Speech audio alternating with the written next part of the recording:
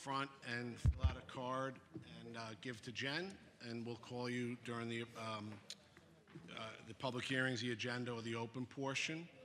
So please make sure you fill out the card, turn that in. We'll get started in a couple of minutes. It's just before 3, so we'll wait for that.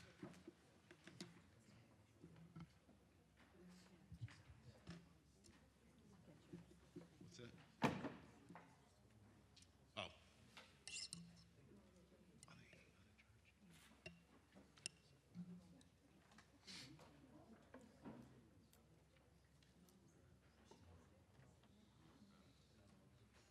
Yeah. We'll wait and see. Hello.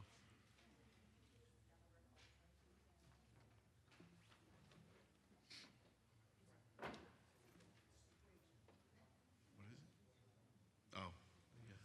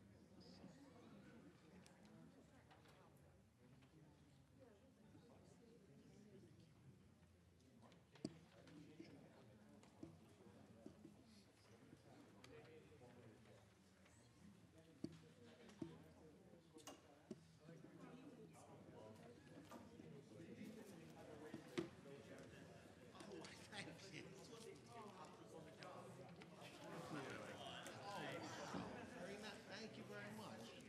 Can I give you a hug?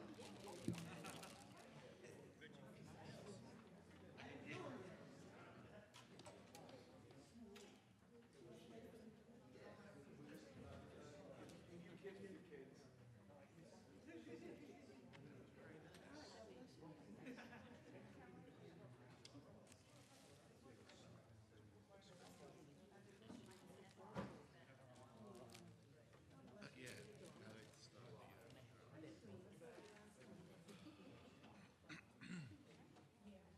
Happy birthday, Mitch. Thank you.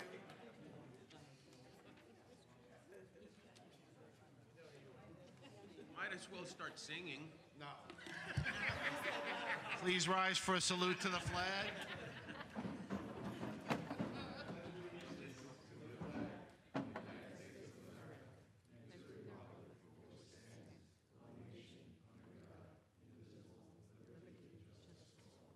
Please remain standing for a moment of silence. I'd ask that you keep in your thoughts and prayers the brave servicemen and women serving our country, both here and abroad.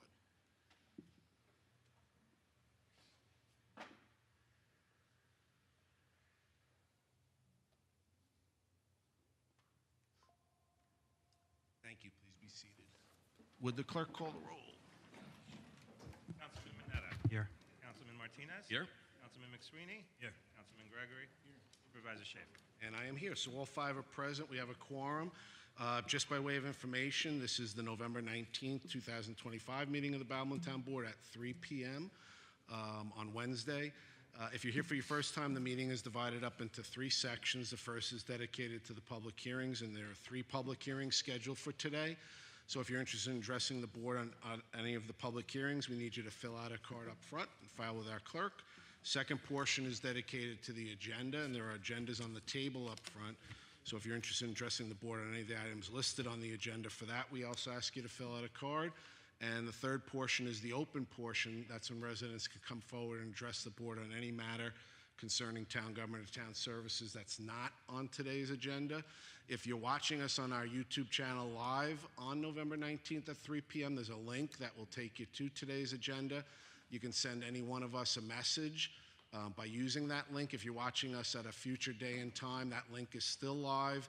and you'll be able to send us a message, question, comment, or concern, and one of us will be able to get back to you. With that, we'll go into the public hearings, and the first public hearing in reference to authorizing demolition and cleanup located at 1 Edison Avenue, West Babylon, New York, 11704, 3 Edison Avenue, West Babylon, New York, 11704, 5 Edison Avenue, West Babylon, New York, 11704, Suffolk County Tax Map Number 0100-78-2-18, 1 Edison Avenue, Suffolk County Tax Map Number 0100-078-02-17, and 3 and 5 Edison Avenue. I don't have any speakers, and I believe the town attorney has been in touch with both the pastor and the architect.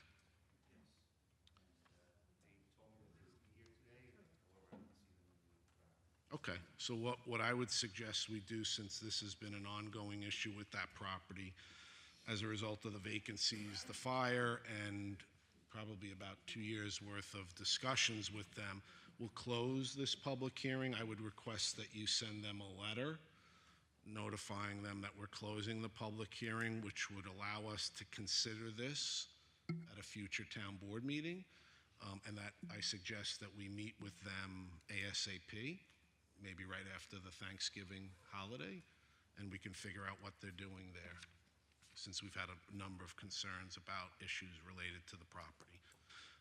So take a motion from Councilman Mineta, second by Councilman Martinez. All those in favor? Aye.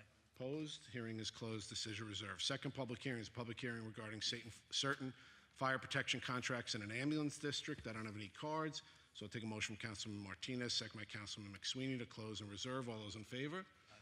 Opposed? Hearing is closed. Decision reserved. Third public hearing is a public hearing in reference to amending Chapter 2, Article 4, Section 2-8 of the Town of Babylon Uniform Code of Traffic Ordinances. I don't have any cards, so I'll take a motion from Councilman McSweeney, seconded by Councilman Gregory, to close and reserve. All those in favor? Aye.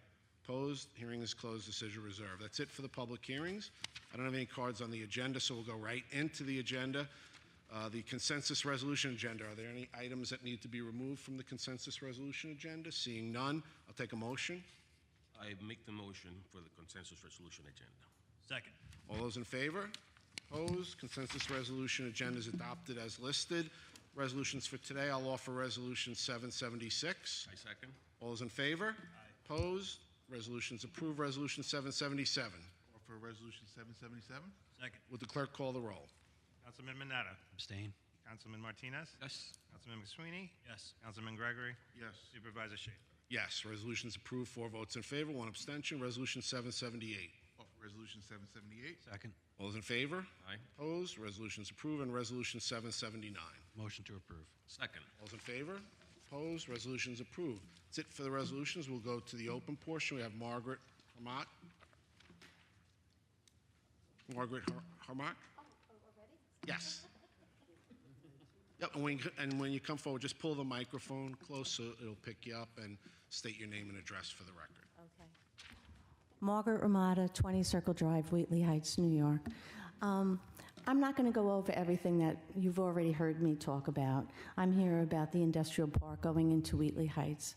I just want to say, you know this is not the proper place. This is a residential community. We have a country road, Little East Neck Road, that is at dangerous levels already. You're going to have 2,000 employees. We can't handle that. The noise pollution, the health risk that you're putting our community in is absurd, and it should not go forward. I know you're looking for the tax dollars, and I know Mr. Pinelawn is looking to make millions of dollars on this, but we, the people of Wheatley Heights, don't want this. We support our board. We have supported you for years. We have voted you all in, and your recent election, we voted you all in. We want your vote. We want your support, and I thank Councilman Gregory for coming to that memorial last week on Veterans Day. Thank you for joining us. It was a wonderful day. But getting back to business, this is not the proper place for that. There are so many empty warehouses, office buildings a mile or two down the road in East Farmingdale off of Pine Lawn. Little East Neck is not the road for this. I don't know what you were thinking about the traffic flow. This is a residential community with children. We worked hard for a little house and a little plot of land. Please don't destroy our quality of life. And that's about all I have to say. Thank you. Thank you, Mark. Alana Osterby?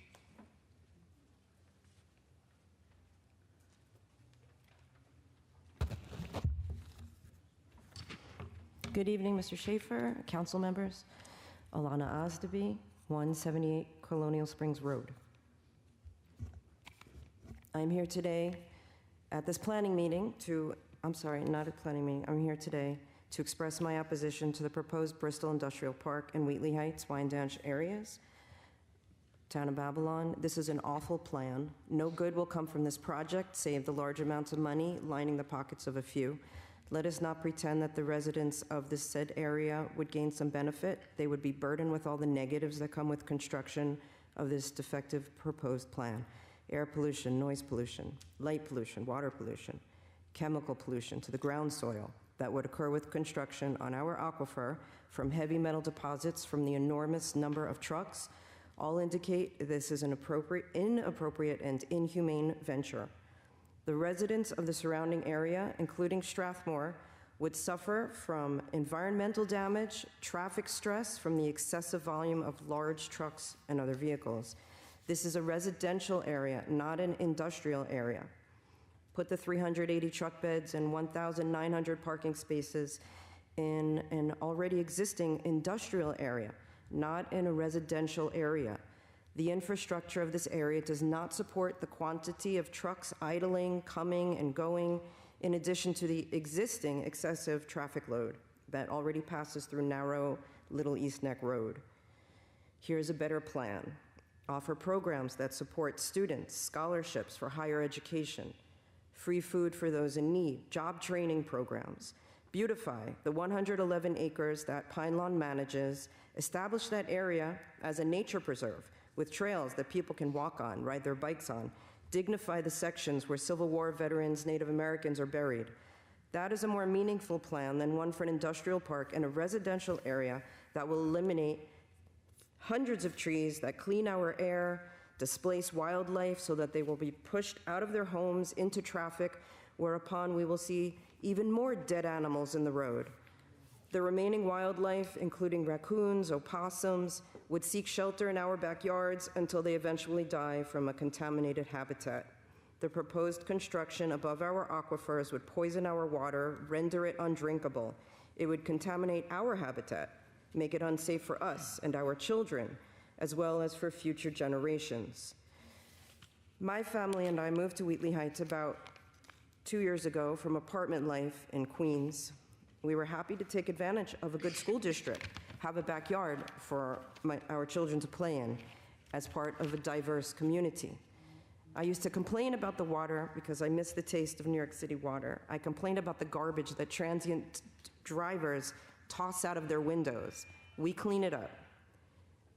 But the contamination that will affect our water cannot be cleaned up. The contamination that will affect our ground soil is not something we can bag and throw into the trash.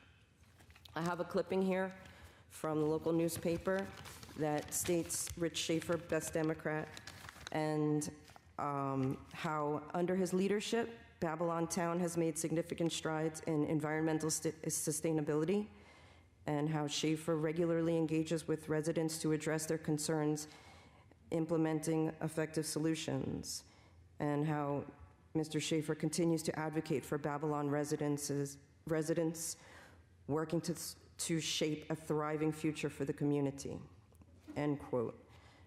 That is your reputation, Mr. Schaefer. Please show your regard for us with acts that promote our health and well-being and supports our environment as opposed to what this project would do. There are no amount of modifications or attempts that can pacify the residents. No air purifier would cure this. It's not enough to remediate all the environmental damage that this project would create. Please kill this project. Please vote no. Thank you. Gina Scheck?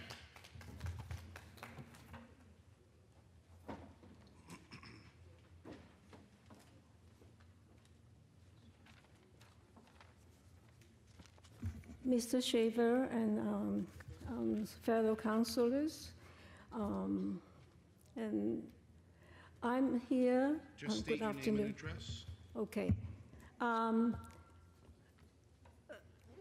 here to object to the. Could you just state your name and address? Oh, sorry. Yep. My address, 57 Circle Drive. Great, thank you. I'm here to object to the building of the so-called industrial park. According to what I saw in the agenda for the town, it looks like that the town thinks that this will be a good opportunity for local employments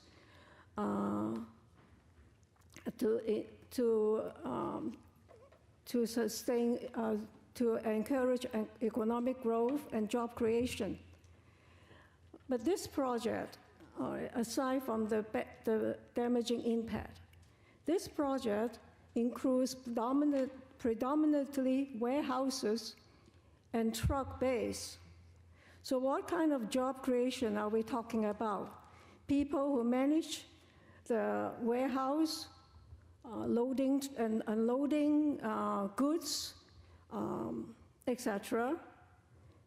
And as far as the truck drivers might not even come from our area or even Long Island. So what kind of job growth are we talking about? What kind of job creation? And definitely there is no diversity in the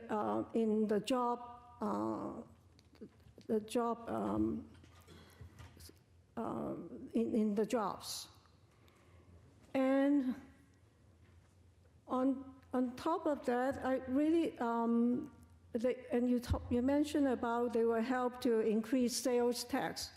What kind of taxes do we get from sales? Actually, if we have a park, if we have this project, they call it park, whatever it is called. If we have this, nobody likes to come to this area. We will discourage any other business who wants to be here, or any other people who like to reside in here. We actually will be making this place a worse place for business. And of course, on top of this,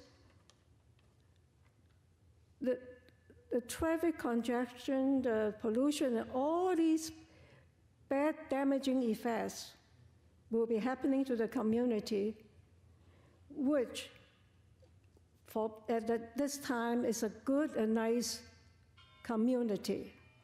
We're going to make it look like a terrible area.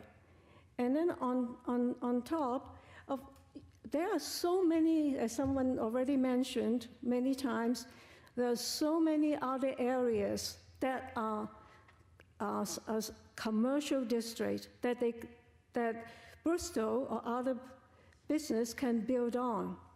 Why such an unnecessary invasion that will cause immense damage to this area? The air pollution, the traffic jam, the health hazards, and as I'm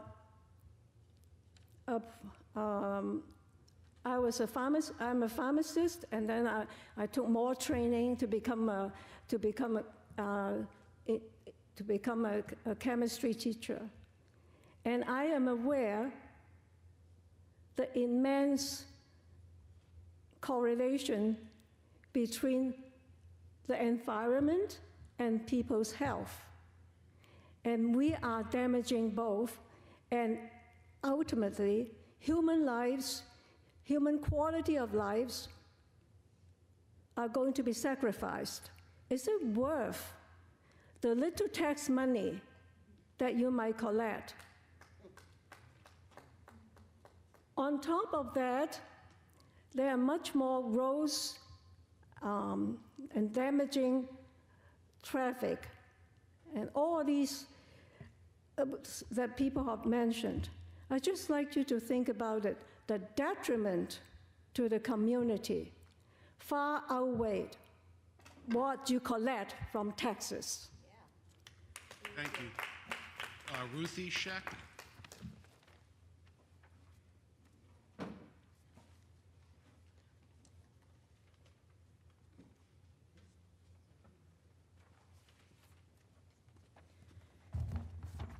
Councilman, thank you for the time.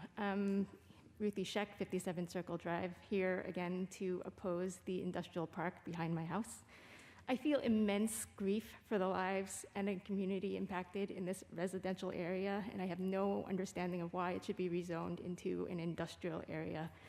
During this process, our area has been maligned as a, quote, blighted area. And I would like to talk for a minute just about the neighborhood that I know and the people, the hardworking people who contribute to this community and to this nation and, frankly, the world. This is a community where we have had multiple valedictorians graduating from Half Hollow Hills High Schools, multiple National Merit Scholars, National AP Scholars, Robert Byrd Scholars, graduates from Howard to Harvard to Hofstra. This community is home to many public servants, first responders, policemen, firefighters, EMTs, clergymen, school teachers and administrators, medical professionals, social workers, legal professionals, engineers and architects, computer scientists, plumbers and electricians, entrepreneurs and small business owners. I'm speaking of people I know directly. Making people who currently are able to live in a quiet, peaceful area where we hear birds singing, crickets chirping, we watch squirrels chewing their nuts, running up trees. In the summer, from my house, I can hear children singing boisterously from the camps off of Colonial Springs Road, and children playing in the park right behind my house in Kevin Verpalk Park, playing with each other, playing with their parents. We can also hear the Long Island Railroad trains running every 30 minutes or hour or so. Will we change this to cut down that forest and add 9 warehouses, 384 truck bays? I don't know how many idling trucks at any given time, the cars honking because of the massive traffic on our single-lane roads. Potentially there will be the humming of computers, massive computers in these warehouses. We do not know what this industrial park is meant to house, but we do know that across the country there have been massive data centers in much more rural areas, and the computer din is something that people can hear. Is that what I'm going to be hearing instead of the birds singing? The lights at night. The other day, many people were able to see the aurora borealis in many parts of this country. Is that going to be something we will never be able to see in our area because there is going to be light pollution? Many people have mentioned the increased traffic. I want to note also that in our neighborhood, very frequently I'm driving 5 or 10 miles an hour because there might be children playing at the edge of the street or directly on the street. And if Ridge Road and Circle Drive are turned into throughways because the single-lane roads of Colonial Springs and Little East Neck Road are clogged with trucks and other cars trying to get through, then we will certainly see an uptick of that kind of traffic just trying to pass through. People trying to shave off maybe a few minutes from potentially already very long commutes. So I'm just hoping that when we're thinking about something that's potentially 400 feet away from my backyard, 400 feet is 121 meters. For context, a very fast person, the type of person who's trying to shave 100th of a second off their sprint speed, can run that in 12 seconds. I can walk that distance in about a minute walk that distance, because that's about the length of 2 short city blocks, or half the distance of a longer one. Very, very close. And so something that I've already mentioned, a group that was not really understanding the area enough to even name the road properly in the map that they put in their environmental study. You see here Nichols Road. It is not Nichols Road, it is Circle Drive. I have no confidence that, as polite as they have been in person, that they understood the community that they want to impact. And I hope that you do, and I hope that you will vote no on rezoning. Thank you. Thank you. So I see we have our representatives for 1-5 Edison. Here, would you mind coming up to the podium? What I'm going to do is we'll bring them up. Jorge? Rosario, would you come up? And Joe, I'll ask that this is during the open portion, but we'll incorporate it into the public hearing record. Is that good? Oh, okay. So I'll make a motion to reopen public hearing number 1. Second by Councilman Martinez. All those in favor?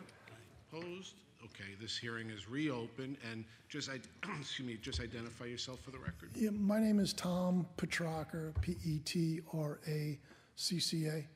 I'm the president of Petracca Design Engineering. We are the firm that was retained by the entity that owns 1-5 Edison Avenue.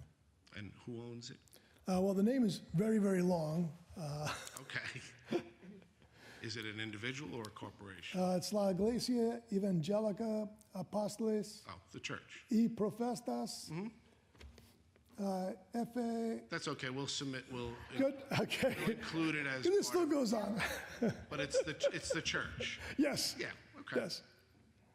Okay, I guess, thank you for the opportunity to come here today. You're welcome, Tom. And when were you retained? I was retained about 3 weeks ago Okay. And what were you retained for? to investigate the existing conditions of the building and give them a report as to what's going on, et cetera.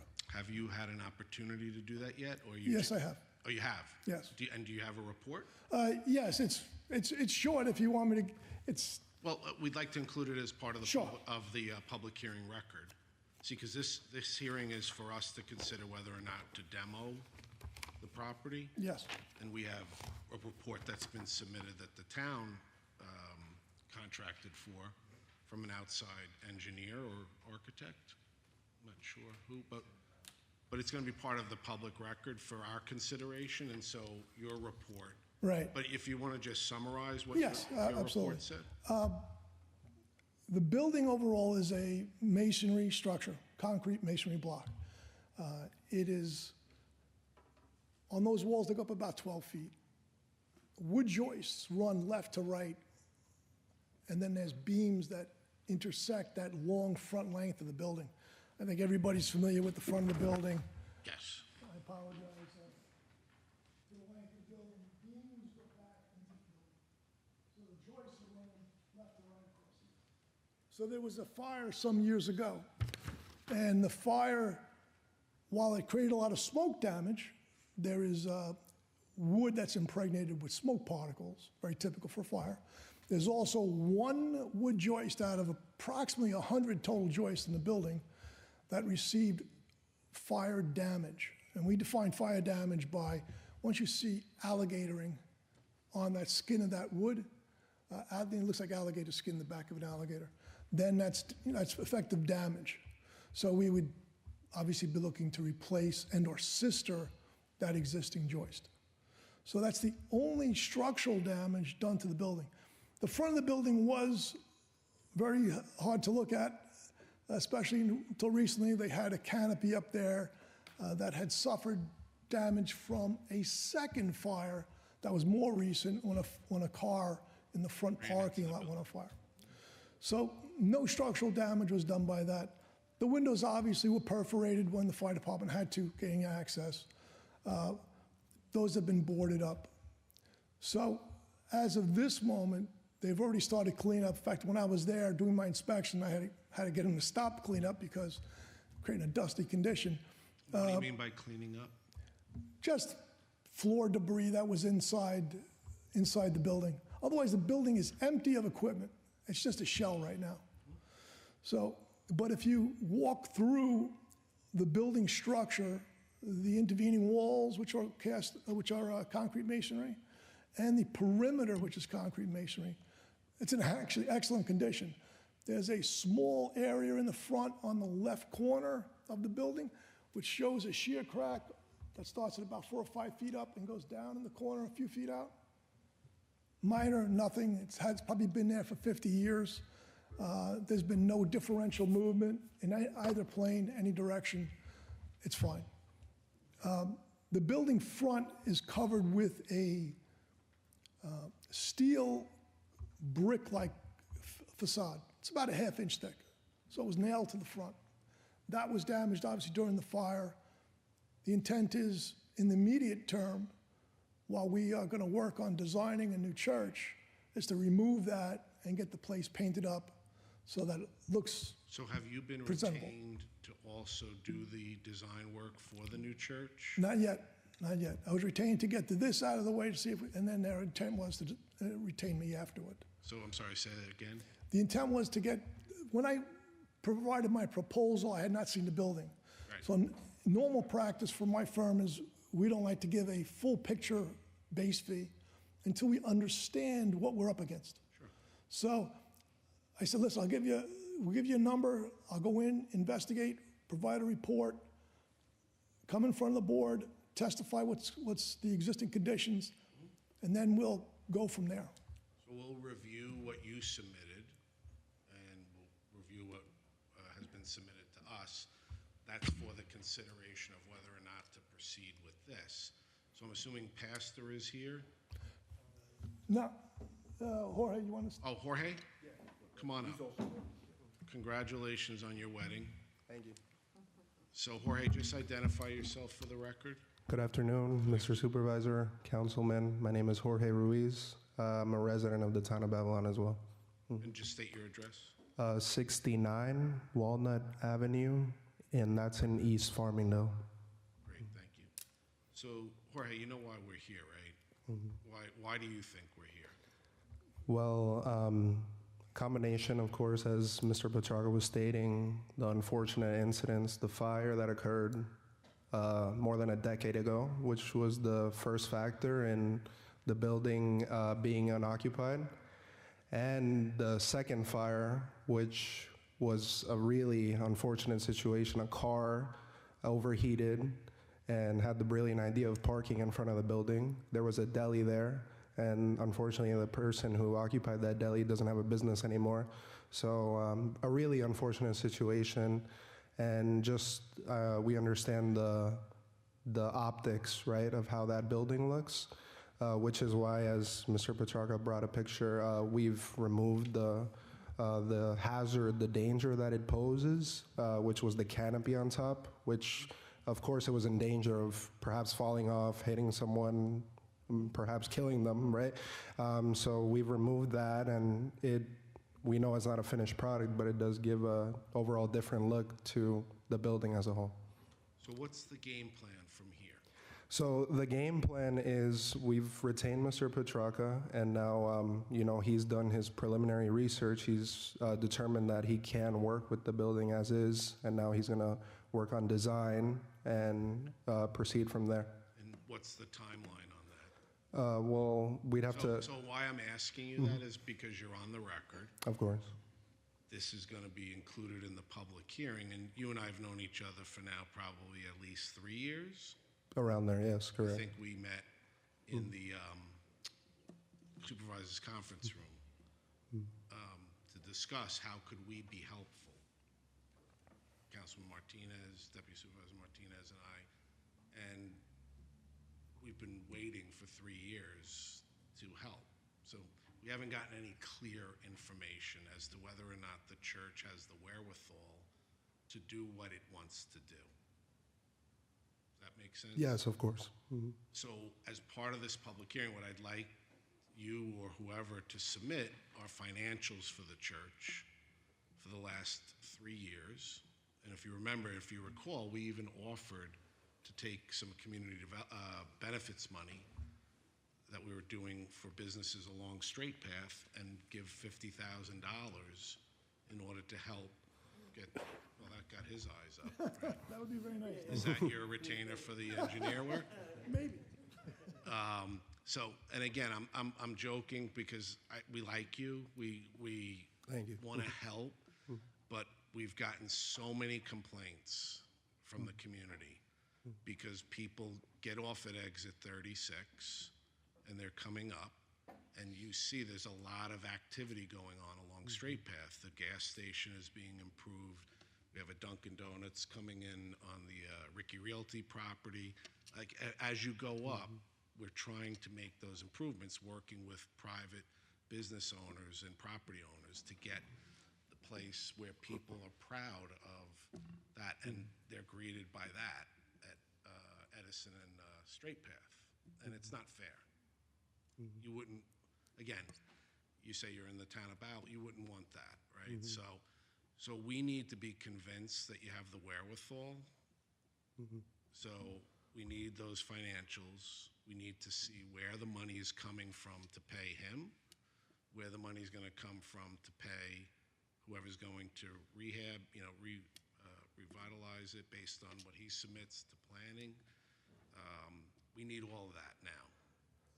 Okay. May I address? Yeah. So in terms of, first I just want to clarify something. I'm not the pastor. Right, no, I know before you're that, the yeah. assistant I'm just one of the leaders, and I in the assist the church. pastor. Secondly, in terms of the finances, so we're a very transparent organization. We give our members a monthly report of what came in that month, what went out in terms of rent. What do you think you have? I'm sure you have a capital, Yeah, you so- have a capital fund. Yeah, so we've been working with a fund for the past, since the church was established. We haven't had any major purchases come out, and I'm more than willing to provide our yearly numbers, the yearly figures. Well, we need to see, because he's going to do a Yeah. design, and he's going to say his estimate based on current costs are going to be X, and we need to see that you have X plus 10% for whatever. Of course. Any overages, and can you accomplish this? And if you can, that's great, let's go. If you can't, then we need to sit down and figure out what do we need to do. Yes. Like, we're more than willing to work, and you know that. We've Yeah. been, you and I have communicated by email, on phone calls, and again, we're just trying to get something going here. Of course. Yeah, and thank you, Mr. Supervisor. I know Mr. Martinez facilitated the preliminary conversations around 3 years ago. As you know, the church, it's a bit of a language barrier. And we're excited to have the church. Yeah. So I know in terms of communication, sometimes dealing with the previous architects that we've had issues in terms of that. So there are a lot of factors, not to excuse it, but we are But we need totally to, on we need board. to get going now. Of course, yes. Okay, so if you could provide the financial information, you could give it to Jorge or Mr. Wilson, Joe Wilson, Yeah. and that'll be made part of the record too, because the board, we have to be able to justify not moving forward if all the evidence points to that, or moving forward if there's evidence that says we don't know what we're doing here. So Of course. I can commit to providing those figures tomorrow. that's great. Yeah, so just get it over to them and they Okay. can incorporate it into the record. All right. Thank you. Okay? Thank you. All right. Thank you very much. Thank you. Thank you. Okay. Yeah, on closing the public hearing. Yep. So I'll make a motion to close and reserve. Second by Councilman McSweeney. All those in favor? Aye. Opposed? Hearing is closed. Decision reserved. Thank you. Okay, I don't have any cards, so I'll take a motion to adjourn from Councilman Mineta. Second by Councilman Gregory. All those in favor? Aye. Opposed? Meeting